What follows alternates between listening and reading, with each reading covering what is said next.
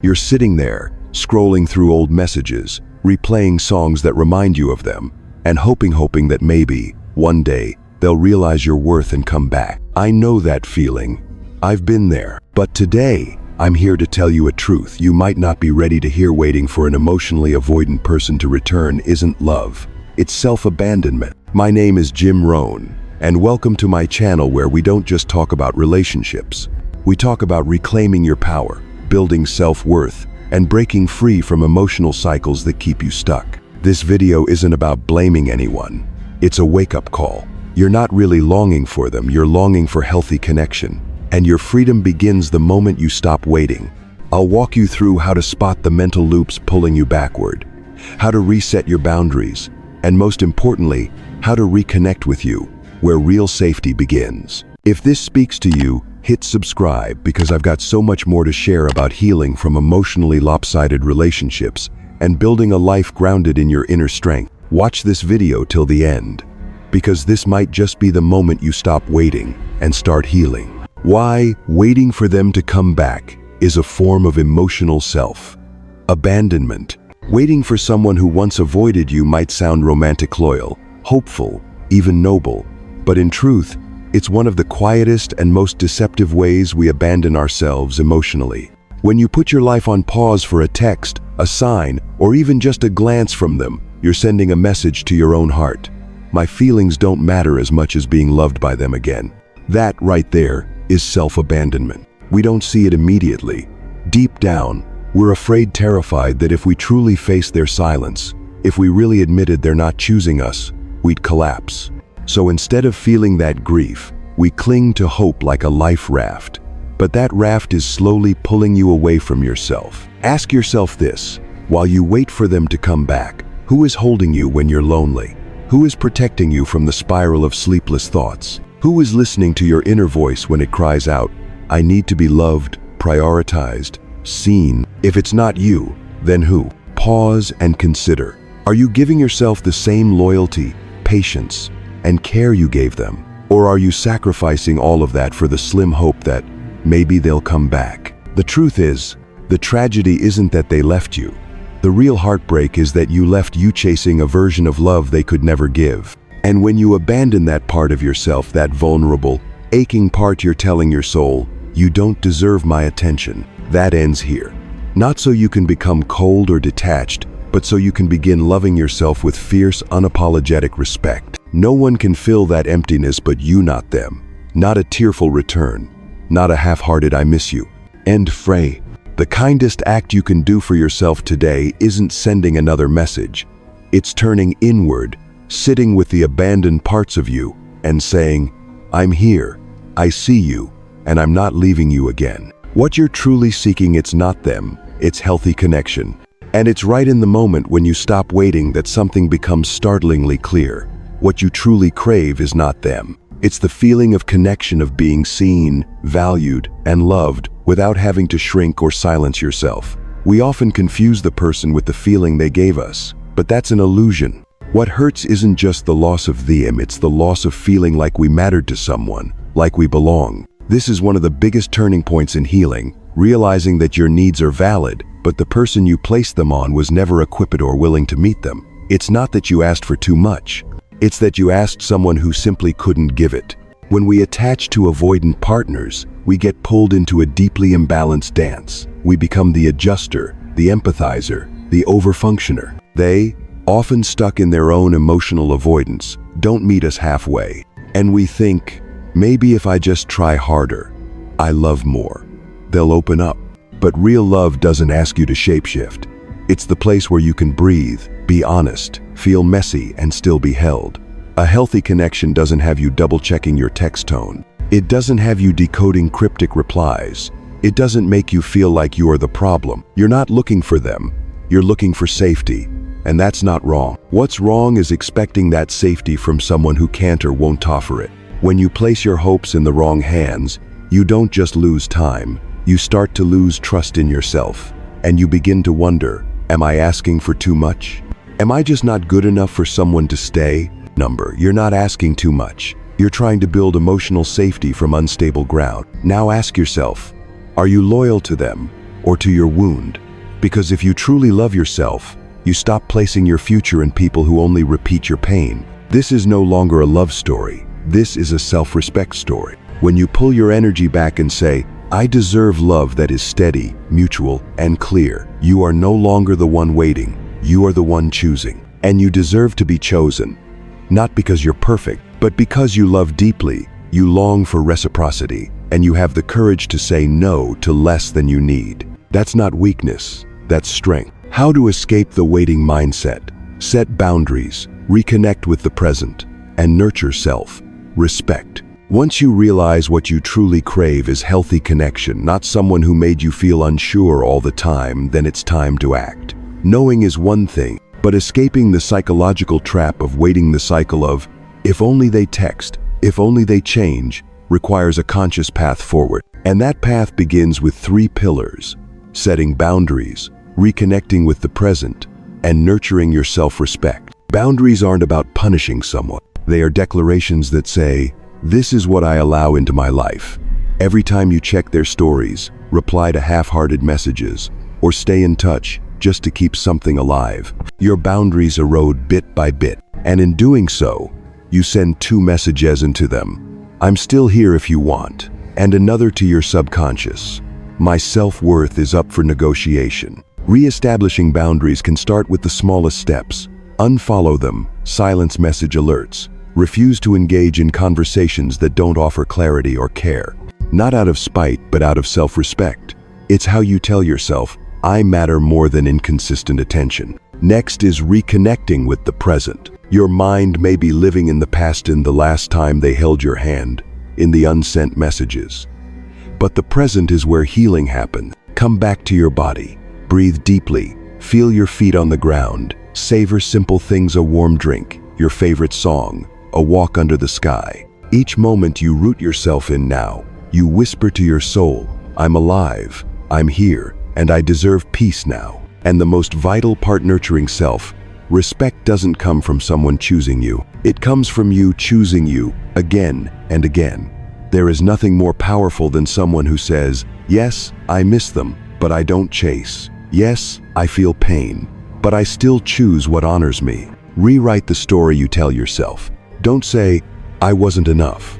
Say, I'm too valuable to keep chasing someone who can't see me. Don't say, I hope they realize my worth. Say, I'm realizing it myself right now. Self-respect doesn't mean you stop feeling. It means you feel everything and still choose what supports your wholeness. It's crying as you press block, shaking as you walk away, but doing it anyway.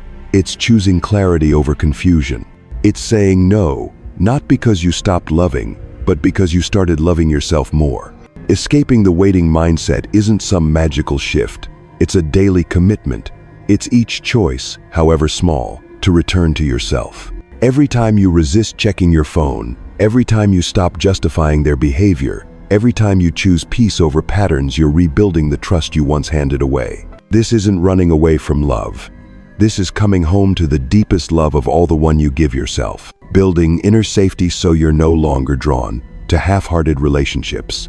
Once you've begun setting boundaries, returning to the present, and nurturing your self-respect, you're laying the first bricks of emotional safety. But to fully break the pull of half-hearted relationships, the kind that leave you guessing, waiting, and shrinking, you need a stronger foundation.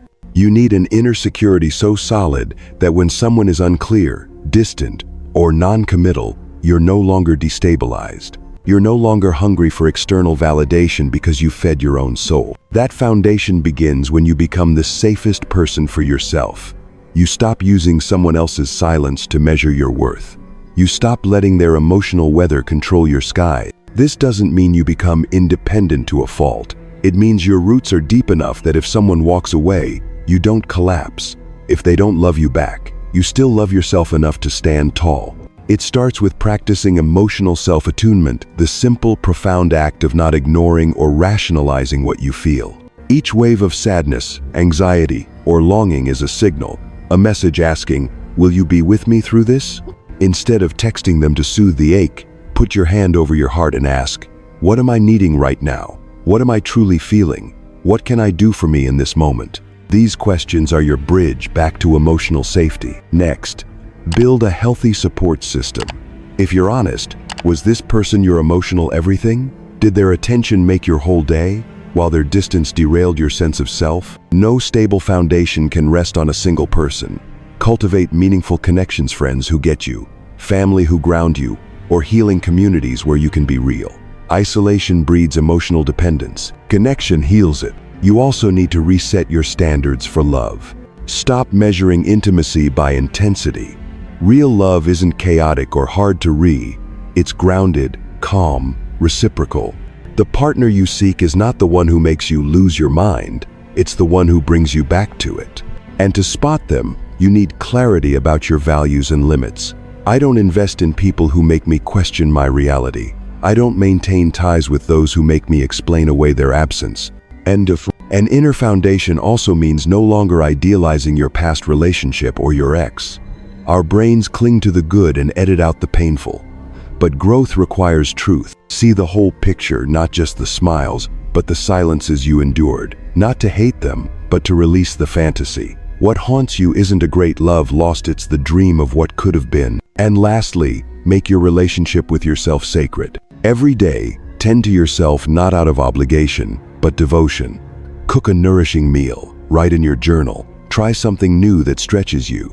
Ask yourself not, what are they thinking? But, am I being true to myself today? When you love yourself intentionally, something shifts. Half-hearted connections lose their charm, not because you're numb, but because you finally know the peace within you is worth more than any breadcrumb of affection. And from that place, you don't need to escape anyone. You're no longer caught. You're not waiting for them to change, hoping they wake up. You know you're worthy. And from there, you don't beg for love, you choose it, without losing yourself to get it. Healing isn't about forgetting them. It's about coming home to yourself. When you've started building your inner emotional safety, the real work of healing begins. And it's important to remember this. Healing doesn't mean forgetting them. Healing means you stop abandoning yourself for them. It's not sudden. It's a journey, quiet, messy, beautiful, and it's the journey back to the one love that never left, your own. Healing starts the moment you stop obsessing over their behavior and start becoming curious about your own. How many hours have you spent analyzing their messages, searching for clues in their silences, watching videos or reading posts trying to decode what they feel? But rarely have you asked, why do I feel so unworthy when they pull away? Why does their absence shake me to the core? These questions, not their story, are the birthplace of your healing. You start looking back at your childhood, your first models of love. You realize perhaps you were taught that love had to be earned, that you had to hustle emotionally just to feel chosen. But now, you get to rewrite that story. You are no longer the abandoned child. You are the adult who can say, I don't want a love built on anxiety, on waiting, on silence. I want safe, mutual love. And I begin by giving it to myself. Healing is when you stop repeating old cycles. You stop filling your emptiness with unclear connections. You stop watching your phone like it holds your worth. Instead, you look at your life and ask, am I living or just circling the memory of something unfinished?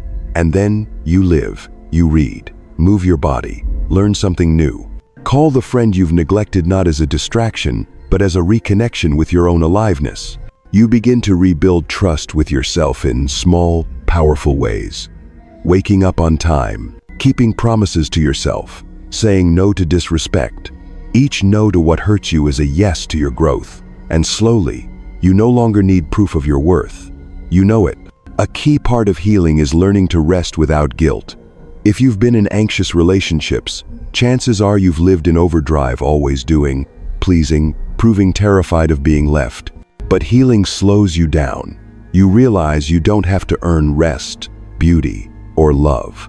You deserve it simply because you exist. Healing is also forgiving yourself for the times you begged, over-texted, stayed too long, abandoned yourself for crumbs.